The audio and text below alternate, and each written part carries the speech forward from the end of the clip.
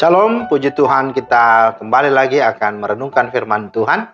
Mari kita berdoa. Bapa di sorga, terima kasih atas kesempatan lagi Engkau rahmati bagi kami. Untuk kami mau kembali melandasi hari ini dengan dan bersamamu melalui firman Tuhan. Mohon hikmat dan pengertian dari Roh Kudus dalam nama Tuhan Yesus. Amin. Bapak Ibu, firman Tuhan kita terambil dalam Yehezkiel 47. Ayat yang ketiga sampai dengan ayat yang kelima. Sedang orang itu pergi ke arah timur dan memegang tali pengukur di tangannya. Ia mengukur 1000 hasta dan menyuruh aku masuk dalam air itu. Maka dalamnya sampai di pergelangan kaki. Ia mengukur 1000 hasta lagi dan menyuruh aku masuk sekali lagi dalam air itu. Sekarang sudah sampai di lutut. Kemudian ia mengukur 1000 hasta lagi dan menyuruh aku ketiga kalinya masuk ke dalam air itu. Sekarang sudah sampai di pinggang. Sekali lagi ia mengukur 1000 hasta lagi. Sekarang air itu sudah menjadi sungai, di mana aku tidak dapat berjalan lagi sebab air itu sudah meninggi, sehingga orang dapat berenang, suatu sungai yang tidak dapat diseberangi lagi. Itulah firman Tuhan yang menjadi dasar renungan kita pada hari ini. Nah, tema kita adalah bersaksi dengan berbuah dan berdampak. Bapak Ibu, suatu ketika Tuhan memberi penglihatan kepada Yehezkiel tentang bait sucinya yang kudus, di mana pintu gerbangnya menghadap arah timur, ke arah di mana kemuliaan Tuhan dinyatakan, bahwa di sana sungguh akan ada air yang keluar dari bawah ambang pintu bait suci itu dan mengalir menuju ke timur.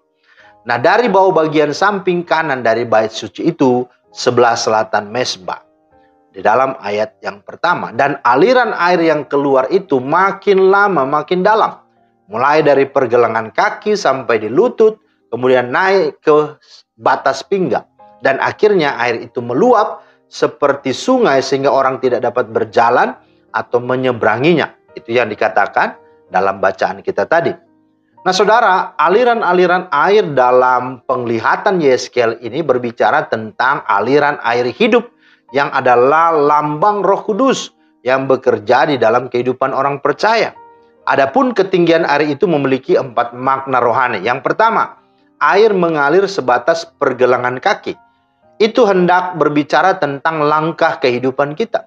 Setelah kita percaya kepada Kristus dan diselamatkan, maka langkah hidup kita harus benar-benar berubah dan baru, ya, dalam pimpinan Roh Kudus. Ya, itu yang harus kita hidupi. Namun memang kenyataannya masih banyak orang Kristen yang masih belum sepenuhnya meninggalkan dosa-dosanya sehingga kakinya masih melangkah ke tempat yang gelap. Bahkan untuk hal-hal yang tersembunyi. Nah, karena itu lewat firman Tuhan ini, ya, bertobatlah dan berilah dirimu dipimpin oleh Roh Kudus. Yang kedua disebut sebagai air yang mengalir setinggi lutut. Nah, lutut berbicara tentang kehidupan doa. Doa adalah nafas hidup orang percaya. Tanpa doa kita menjadi orang Kristen yang mati rohani. Nah, sudahkah kita menjadikan doa ini sebagai gaya hidup kita? Ataukah kita rajin berdoa hanya ketika sedang tertimpa masalah yang berat? Nah, mari kita belajar dari Yesus Kristus Tuhan kita. Dialah teladan utama dalam hal berdoa. Dalam Markus 1:35 berkata, pagi-pagi benar waktu hari masih gelap, ia bangun dan pergi keluar. Ia pergi ke tempat yang sunyi dan berdoa di sana.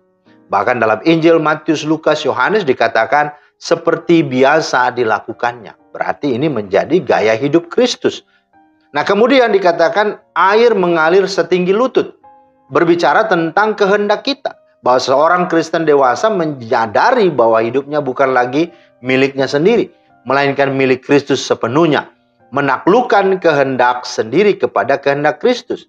Paulus berkata, aku telah disalibkan dengan Kristus.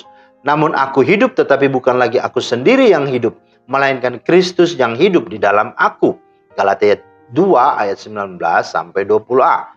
Dan yang keempat, air yang meluap seperti sungai sehingga tak terseberangi. Kalimat ini berbicara tentang kehidupan orang Kristen yang tinggal di dalam Tuhan dan Tuhan tinggal di dalam dia. Yohanes 15 ayat 7.